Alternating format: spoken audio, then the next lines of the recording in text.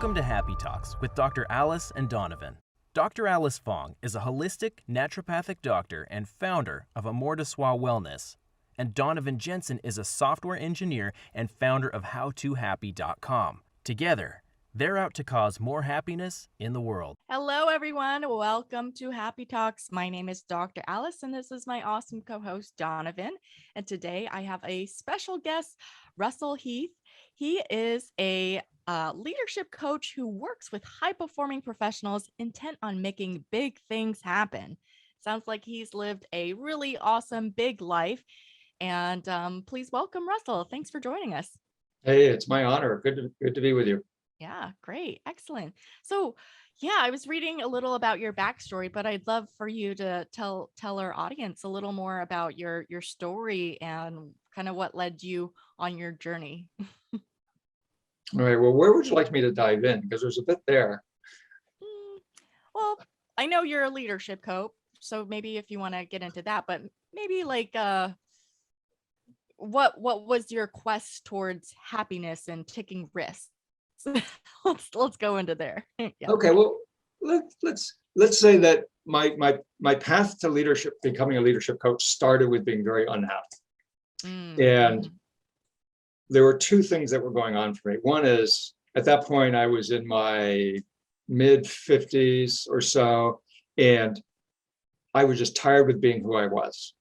And anytime I tried to step out of who I was or who I was being, it was like I was snapped back. Like I had some bungee cord on me that would not let me get too far from who I was. And who I wasn't providing a lot of happiness at the time.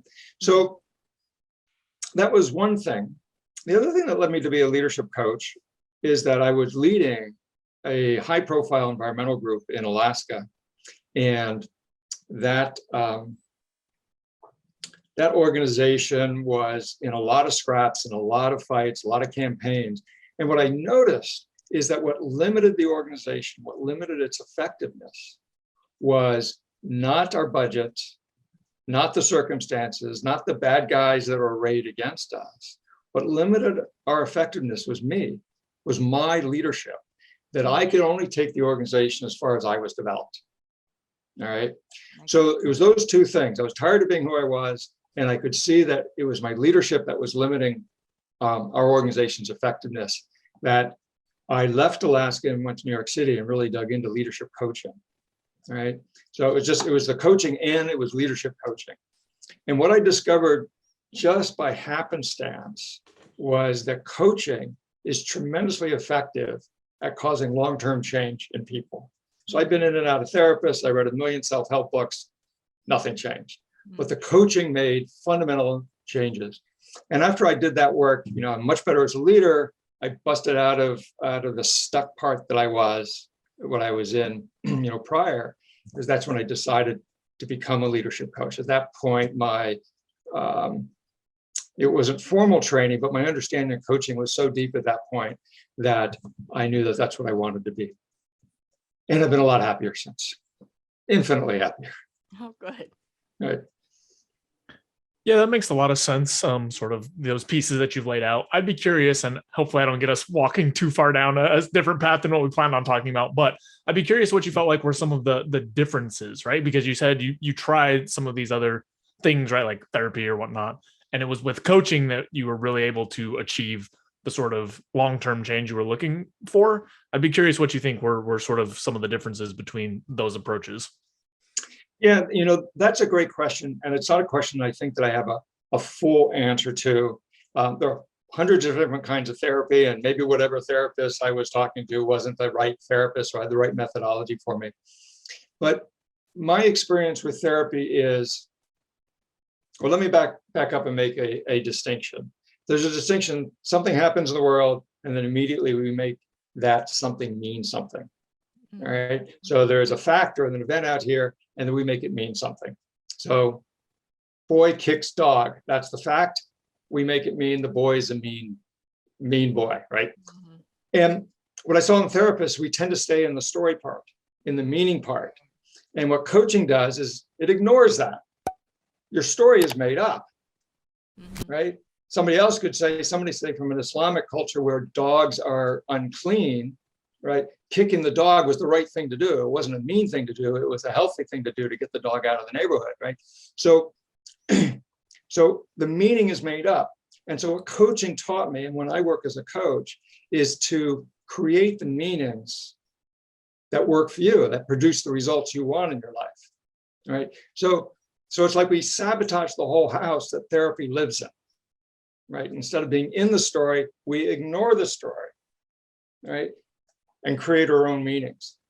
And I found that infinitely more powerful. Just that distinction there between a fact and a meaning, you know, the technical terms are an assertion and an assessment, the assessment of the assertion is a real powerful way. You're much more related to reality, and the more related to reality you are, the more effective you are in the world. Yeah, that makes a lot of sense to me. I think that's a really useful distinction. And it may be in some cases, some people are so wrapped up in their stories that it takes, you know, years or however long to even start to see that there's that distinction. But it sounds like where you were, that was a critical piece towards moving you forward. So going forward towards some of these topics that we had planned on talking about, I'd be curious sort of how, well, let's just get your initial take on sort of the interaction between happiness and risk taking, and then we'll sort of expand out from there. Alrighty. So you know my backstory. I've taken a lot of risks, certainly a lot of physical risks. You know, I've been around the world twice, and once in a 25-foot wooden sailboat, no engine, that kind of thing. Right? Wow. If you don't have skin in the game, if you're not out there on the skinny branches, if you're not taking a risk, then whatever project you set for yourself is not going to engage you. It just ultimately will not engage you. There's, you know, when the stakes are high, you're far more invested. You're far more wholly focused in whatever it is that you're doing.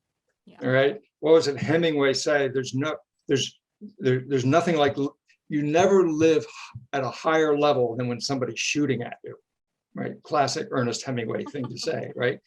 But it's true in essence, is that taking a risk, and it can be a physical risk like being shot at, it can be a financial risk like starting your own company, or it can be an emotional risk like telling somebody that you love them, right? Yeah. That risk, you know, by raising the stakes, right, engages you in a way that when there's no risk, you just can't be engaged. And I can riff on that a little bit, because one of the things that our culture has done is made life so easy that people end up in this real sense of ennui, this real sense of, what am I doing with my life? And I think one of the reasons is that we privilege convenience and security and comfort over risk-taking, right? And life just becomes boring. Your juices never flow. So it's hard to be happy in a situation like that. Yeah, that totally makes sense. Although actually, I was just thinking of a show I recently got into. I call it my hotel show, that me and my husband would start whenever we were in a hotel. We'd randomly like turn on the TV, and the show Naked and Afraid would show up.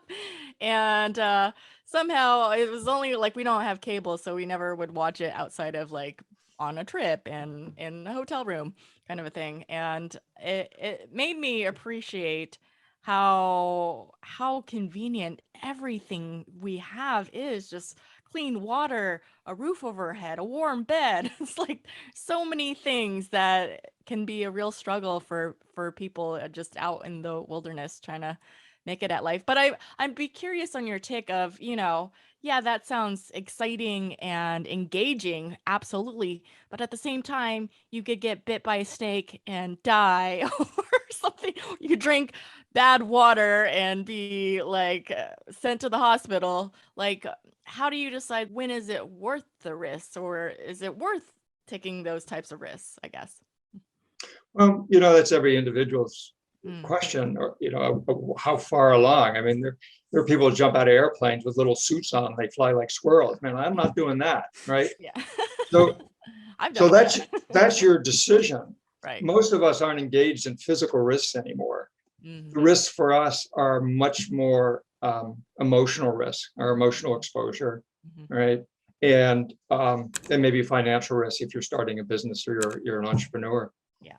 So where you are on that spectrum, right, depends on your decision. What I would challenge somebody to do is go as far as you can on that continuum, and then take one more step and see what that one more step provides you. It's going to be scary, right? Your palms are going to get sweaty, right? But I can guarantee you, almost guarantee that even if you fail at the back end of it, you're going to be happier. You're going to be more satisfied with yourself, more content, because you rose to a challenge and you took it. Yeah, and I think the way that you've broken out sort of different categories of risk, right?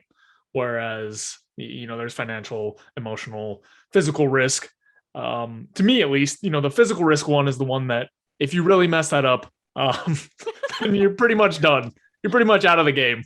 But for some of these other ones, financial risk and yes, you could go from millions or something to completely bankrupt and having nothing, depending on the way that you take risks. And maybe we should unpack that a little bit more as we go. But you could end up in sort of these positions where you've had a lot and don't have anything, or you take an emotional risk and you feel hurt or whatever else. But barring, sort of these physical risks to the point of death, most of these things, at least in my experience, most of the risks that people are afraid to taking, even in the worst case scenario, which is probably less likely than people lead themselves to believe, you are in a position that you can sort of recover things and learn and whatever else. It's sort of this like fear of losing things holds people back from taking any of these risks, when just from what I've seen in the majority of cases, you don't actually stand to lose everything forever permanently. I'd be curious what your thoughts are on some of those ideas. Yeah, I think you've nailed it, Donovan. Most of the risks that we take and most of the threats that we avoid, when you boil it down to, are to avoid feeling uncomfortable or avoid feeling uncomfortable feelings. So what are the big uncomfortable feelings? Well, fear of failure. All right, so you fail. So what? Well, you look like a fool, or feeling humiliated, or feeling rejected, right? Or feeling hurt or being wrong, right? Those are the fears that stop us. Those are the risks that we won't take, right? So taking those risks. So one of the things when I'm working with clients, right, I give them this distinction. We have a choice in life. We have a choice in life to play the game of life, not to lose, or to play the game of life to win. Mm-hmm. Playing not to lose means that we're going to play in such a way that we protect ourselves from feeling uncomfortable feelings, rejection, failure, humiliation, shame, whatever. So we play really small. And the best way to play that game is on your couch, watching cable TV, watching Netflix. No risks. Mm-hmm. Playing big means shooting, for the stars, chasing your dream at the risk of failing, at the risk of being wrong, at the risk of looking like a fool, right? But we accept those risks for the greater goal there of playing big. And so I'll ask a client, you're stuck, you're afraid. You're afraid to pick up the phone and call that woman and say, hey, I'd really like to have dinner with you, right? There's nothing about that call that's going to end you in the emergency room. True. She can say no, and you can be devastated. Yeah. But there's no physical threat there. There's just the emotional threat. So when I tell my clients, ask yourself the question, when they're faced with something where there's not a physical risk, it's just an emotional risk. Is what you're after important enough to you to risk feeling humiliated or feeling rejected or being wrong or failing? Or really, is it worth not feeling uncomfortable feelings? That's it. It's uncomfortable feelings that we run from 90% of the time. Yeah, I absolutely concur with that. It just reminded me of my brother, who really struggled in relationships, or the lack there, not really having relationships for a good long time. Right. And he went to therapy and it was helpful, but it still didn't help him break through and take the actions he needed, which was the risk like you're talking about. And now he's married, but basically the old Jimmy would have, like, he asked out a girl, she said no, she had other plans. The old Jimmy would have just like walked away and be like, oh, I feel rejected, she's not interested. But it took a lot of like courage and a lot of risk to ask her out a second time, and she said yes, and now they're married. They actually just got married last month, although they technically, because of COVID, their wedding was delayed several years. But it paid off, obviously. Yeah, well, good for him. Yeah. I would just flag that the really scary stuff is just beginning. Oh, of course. Right. Yes. Yeah. So here's another question that I had. So you started talking a little bit about sort of the emotional experience of going through with something that we have fear around, right? Some sort of risk, and there's like a bucket of these negative emotions. So let's say you've got somebody logically on board, right? Because that's partially what we've talked about, is sort of wrapping your head around, okay, I think it makes sense to do this. I've figured out the downside, upside, I'm sold. If you had a client, for example, go in and say, okay, I'm sold logically, and then every time I go to make this call, my stomach tenses up, I freak out, and I don't do it. I'd be curious what sort of advice you have for sort of getting over that last hurdle, right? The actual emotional, those uncomfortable feelings when they come up, because I know a lot of people also get to that point and then bail out at the last minute.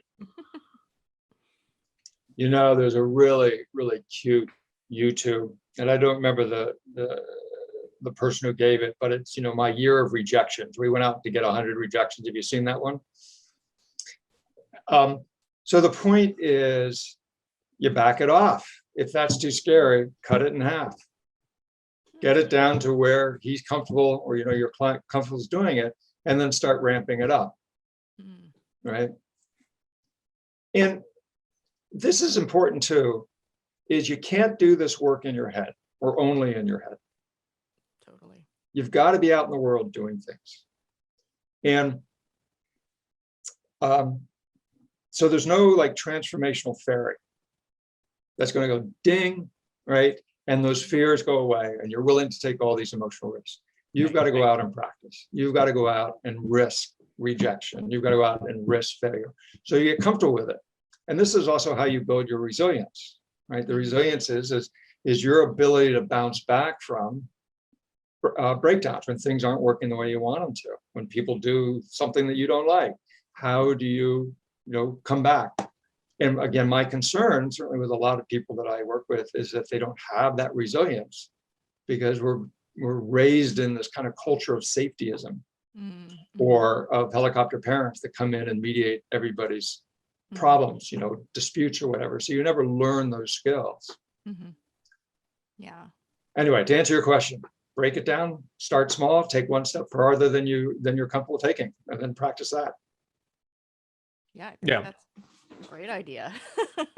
I was just thinking, like, it's like exercise, like how you described it was like, it's like exercising a muscle. It's like, yeah, maybe you don't take the massive, ginormous risks like off the bat if you're just like new to risks. Like if you wanted to ask out your coworker that you've been crushing on for 5 years, and that's like been built up, versus like, okay, let's practice by asking out, a girl at the bar where there's no risk. I probably won't ever see her again, kind of a thing. And working up towards that to build that courage and that resilience that you mentioned. I think that described it well. Yeah, exactly.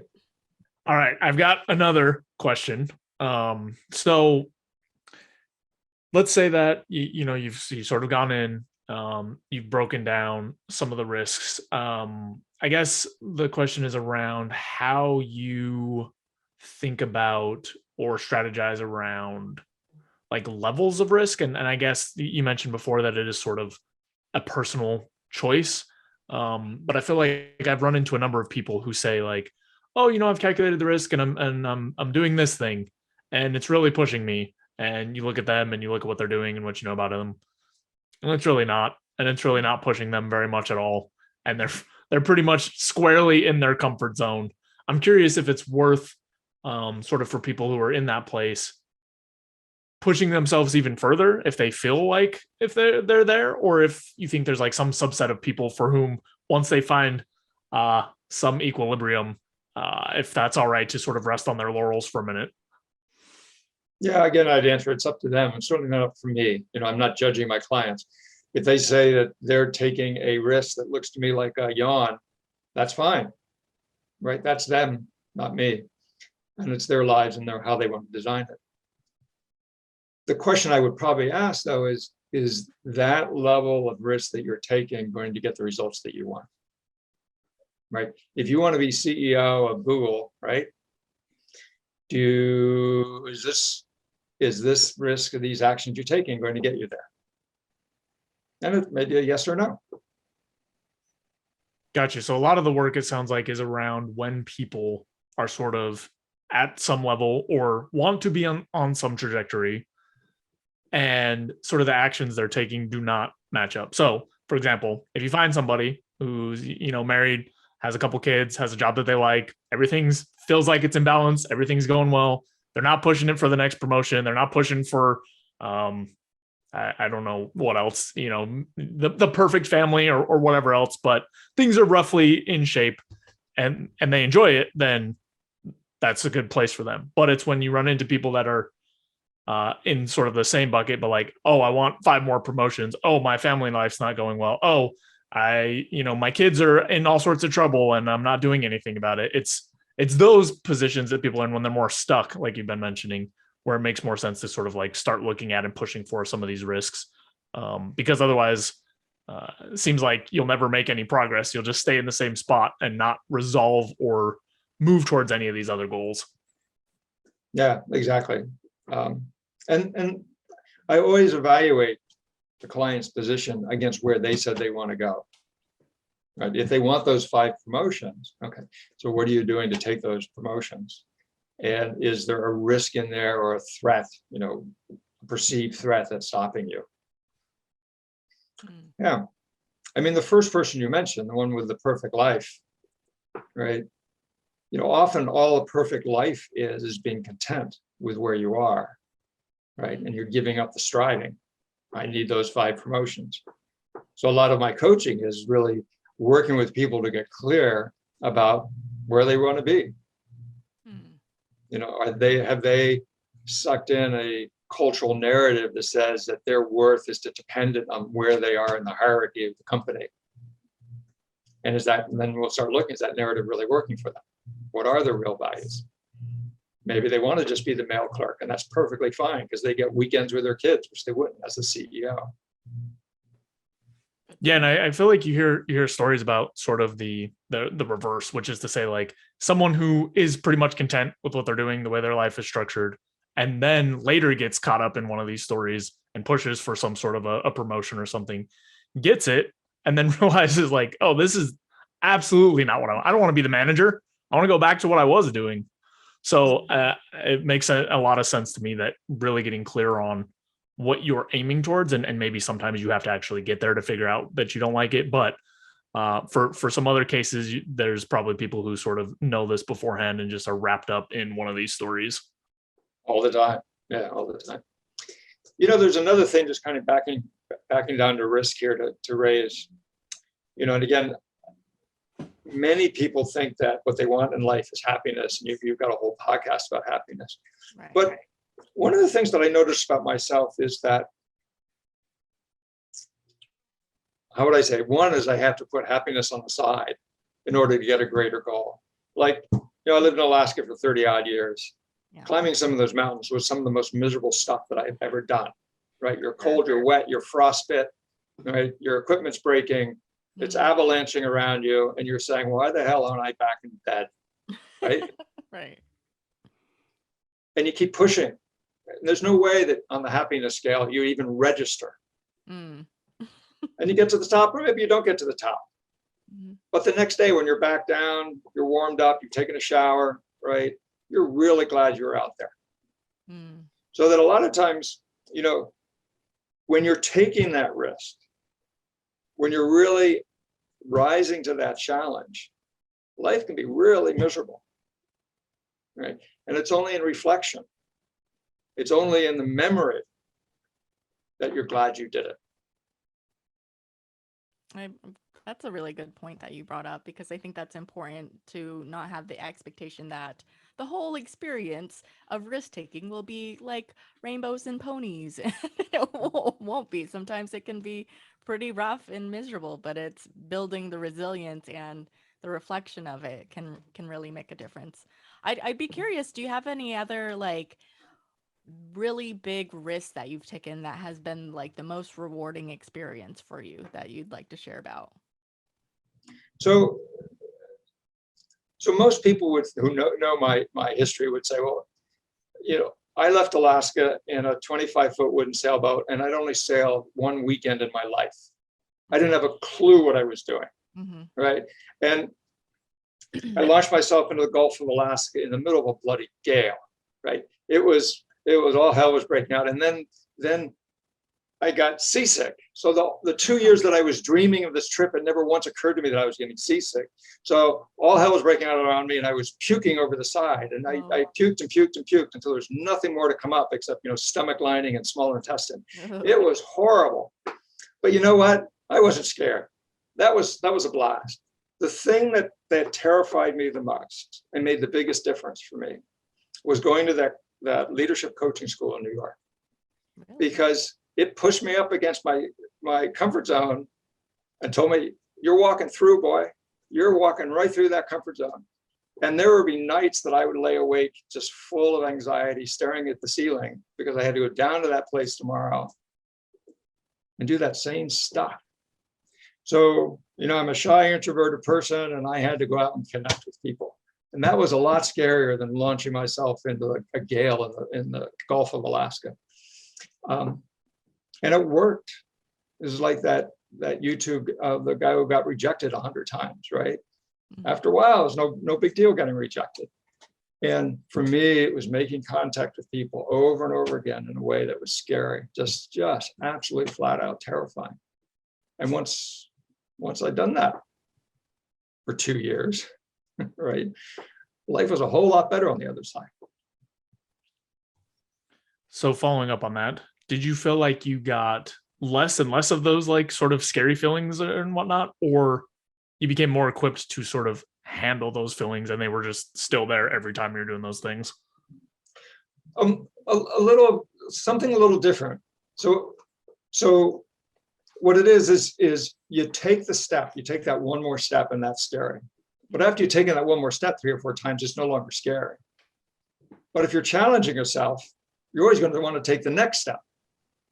That's scary. So fear is always there. People want to get rid of their fear. It's not going to happen. I'll tell you that right now. It's not going to happen. What you want to do is develop your courage, because it's only from courage. Courage is like the fundamental value, because all other values depend on it.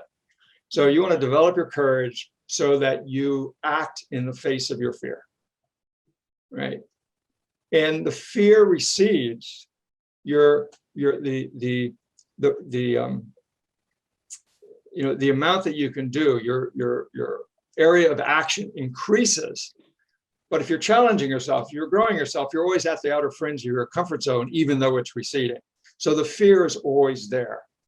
And I have a lot of clients that hire me and say, I'm scared. I want to get rid of the fear. And I say, ain't going to happen.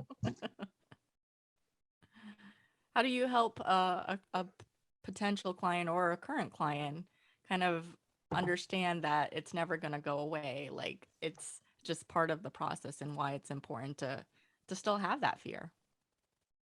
Just like I told you, I said, this is the way it is. The only way to escape fear is just to back off and stay squarely in your comfort zone. And that might be perfectly acceptable choice for somebody. Perfectly acceptable. Like the example you gave, Donovan, of, the person whose life was all working out and didn't have any greater aspirations. That is perfectly acceptable if it's their choice, right? Most people, it's not. They want to keep challenging themselves. They want to keep growing. They want to experience life more deeply than you do when you're in the middle of your comfort zone. So they say, all right, I get it. I'm always going to be present to my own fear, but I'm going to develop the courage and the resilience and the stamina to keep pushing through, because I want to live a bigger life. I think that also ties nicely into something you were talking about before, where as you're sort of working through some of these more challenging, more purposeful things, right? Where your happiness may be at some of its lower levels. At least for me, one of the things I found extremely useful is sort of having on my tool belt these ideas of the things I'm working towards, so that when I'm doing something like, I don't know, some massive hike, right? And I'm feeling like, oh, well, my legs feel like lead. I don't think I want to really go any further. Having sort of in the back of my mind, like, okay, actually, here are the things, like fitness, or this is a place I've been wanting to summit for a long time, and we'll have the views at the top. Oh, we'll have the memories and stuff.